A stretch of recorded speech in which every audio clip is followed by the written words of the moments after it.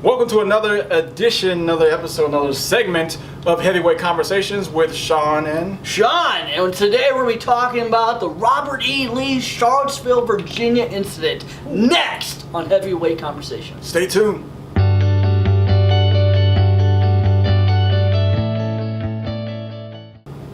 Wow. Wow is right. That's a good segue to this one. This is heavy. Charlottesville, Virginia, our country. What's really going on? I mean, come on, you got the Ku Klux Klan, you got the Nazis, and then you got the Antifa, all coming together to clash about one person, one giant figure in this history of America, Robert E. Lee. He was the Confederate Army general, great general, who fought in the American Civil War. Yeah, for the South, the purpose of keeping slavery around. Right. You know, he was for slavery, and that was his whole big thing. But like, why now? Why now? After his statue's been around for so many years. The statue's been around for years, and now the statue coming down, which ignited these Charlottesville people. This whole incident, people coming out with tiki torches. Yeah, tiki torches. Well, yeah, and that was just again, people being stupid, poor choice of.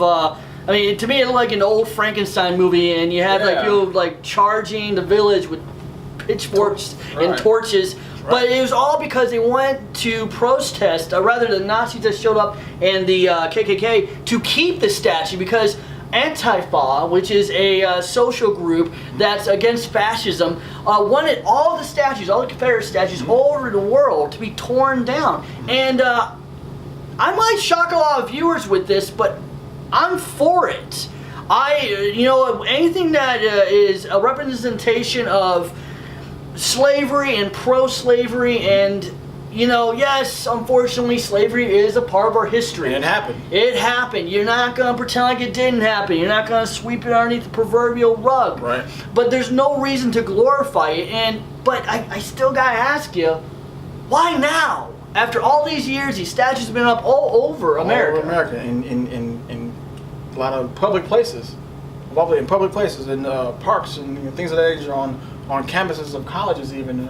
So my thing is, I'm like you. I'm like, why now? And the best answer I can give is why now is because right now, I don't think in any part of our history has the issue of race been ever so heated, ever so impassioned. And yeah, not since segregation, not since when you had white people going to one school and black going to another school. Yeah, black and white water fountains. Back then, that was a real heated topic, and then things kind of died down because, the civil rights came out and everybody was progression, right? But now, I mean, ever since the Michael Brown, that whole incident with like Trayvon Martin, I feel like Michael Brown's where it really kind of started. Right. Trayvon Martin was the first. Yeah, but even though Trayvon Martin wasn't killed at the hands of law enforcement, but I think the injustice, the injustice part of it really began there, and I think the Mike Brown incident just kind of the Iron Curtain started pulling back, and like I feel that the Band-Aid of our country trying to sweep racism up under the rug as if it never happened or if it's not a big deal, that Band-Aid just kind of like just was ripped off in a progressive stance from Mike Brown to Freddie Gray to Philando Castile to Alton Sterling to all Sandra Bland to like all these incidences, and now it's like, hey, everybody is becoming awoke once again, as I say, stay woke to all this injustice. I think inequality. I think it can't be defined as anything but injustice. Exactly. But now here's the thing.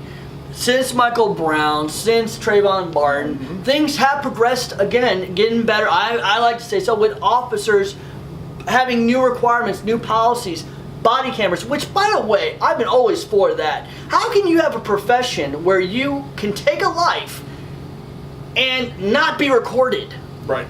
And then not just that, but now even with the progression of body cameras, there always comes a regression of, hey, I have the option to turn my body cam off, because there are some incidences now, since body cameras came on, that turn them on conveniently afterwards. Conveniently turn them off, or they malfunction, whatever have you, and then all of a sudden it's not caught. But even with that, sometimes even with the body camera does catch, even filmed, with the advent of cameras that we have now, these officers are still getting away with murder and getting away with crazy stuff. Crimes, so that brings us back to Charlottesville, Virginia. But that was a catalyst. Well, that was our point. Okay. How did it start? That was the catalyst that kind of spun the whole wheel.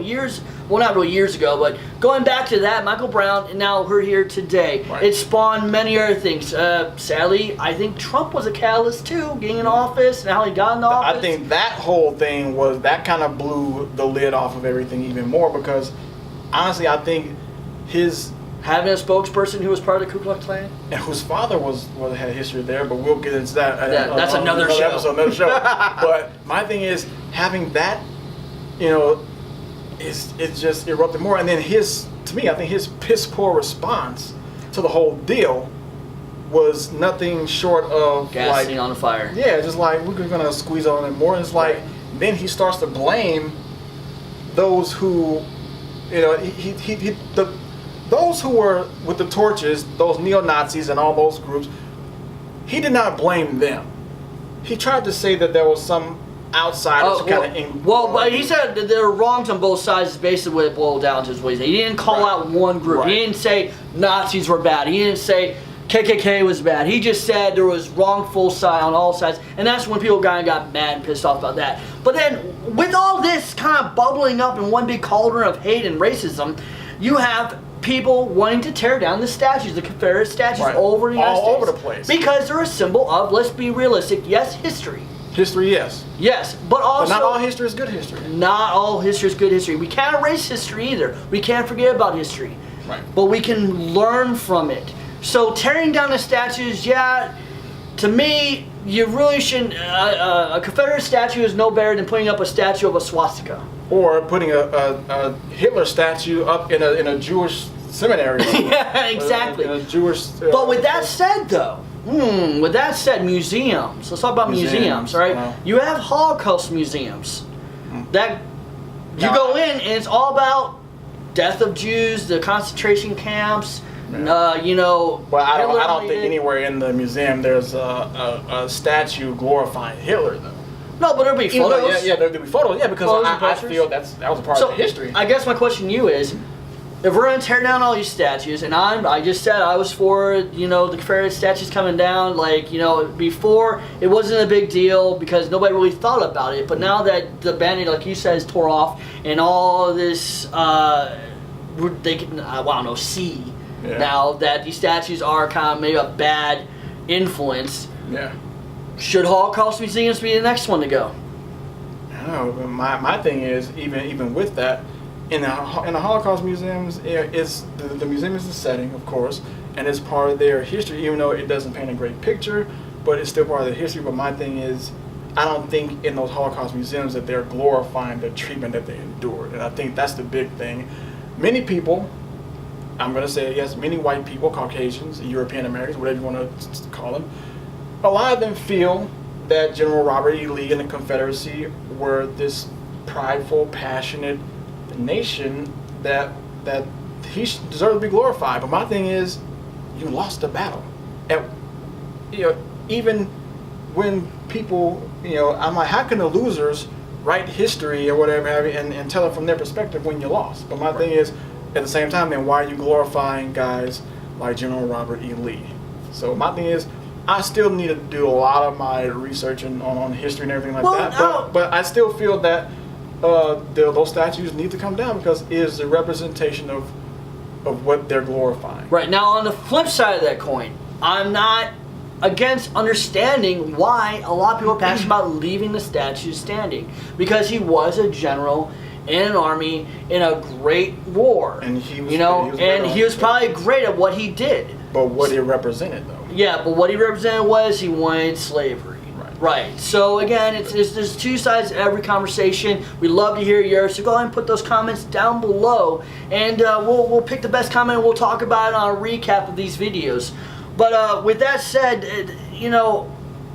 pride. You have to have pride in everything you choose to believe in. Right. But do so in a manner that doesn't cause destruction. Do so in a manner that doesn't hurt your fellow man. And what I saw in Charlottesville, Virginia, was hate. There was no right side to it, and that's what Trump was trying to say. All sides were wrong. But my thing is, I still, even though Trump was saying that was wrong on both sides, he didn't exactly condemn one. And that's where people were upset and mad. Because my thing is, whoever he wasn't putting the blame, whoever he was putting the blame on, he wasn't putting the blame, to me, where it should have went was these neo-Nazis and these KKK guys who have that kind of background, that kind of history. He was not, throw him under the bus? Yeah, well, not really throwing him on the bus, but he wasn't addressing head on that, hey, you guys were wrong, what you did was wrong. Because my thing is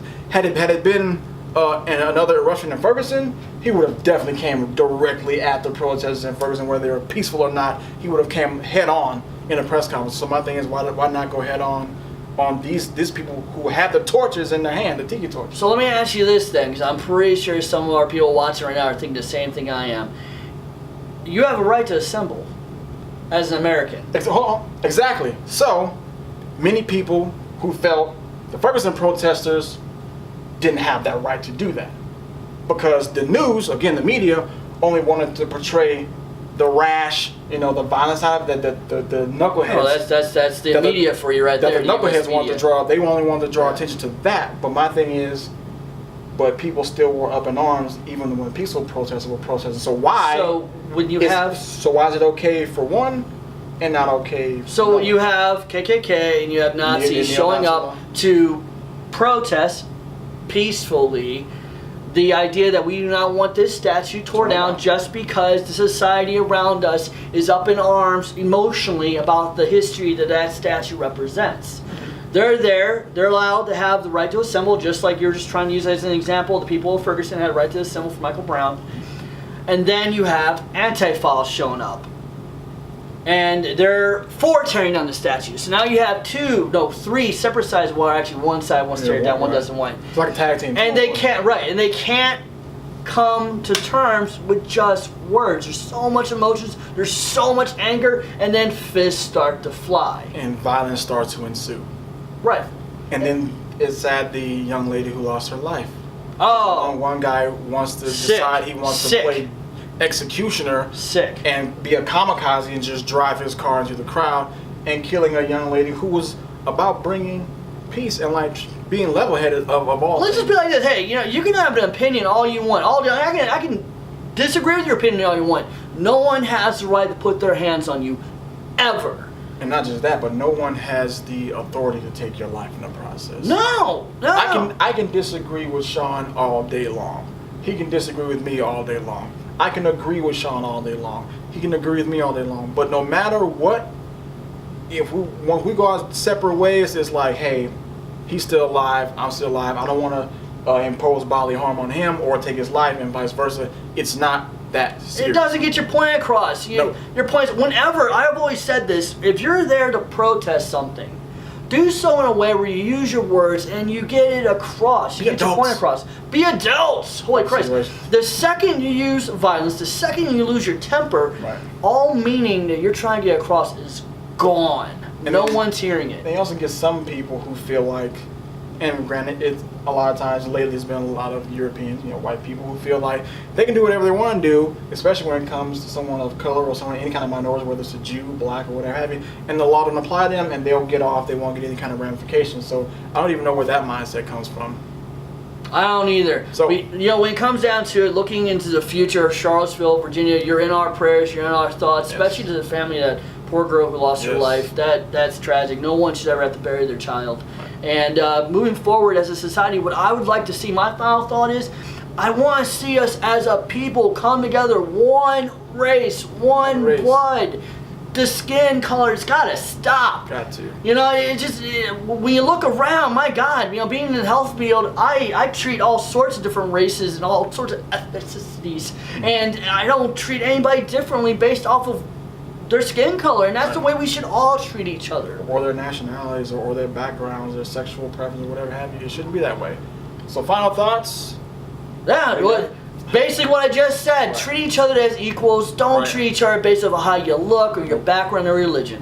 And final thoughts for me, I feel that regardless, whatever happens going forward in the future, everybody has the right to have their voice heard.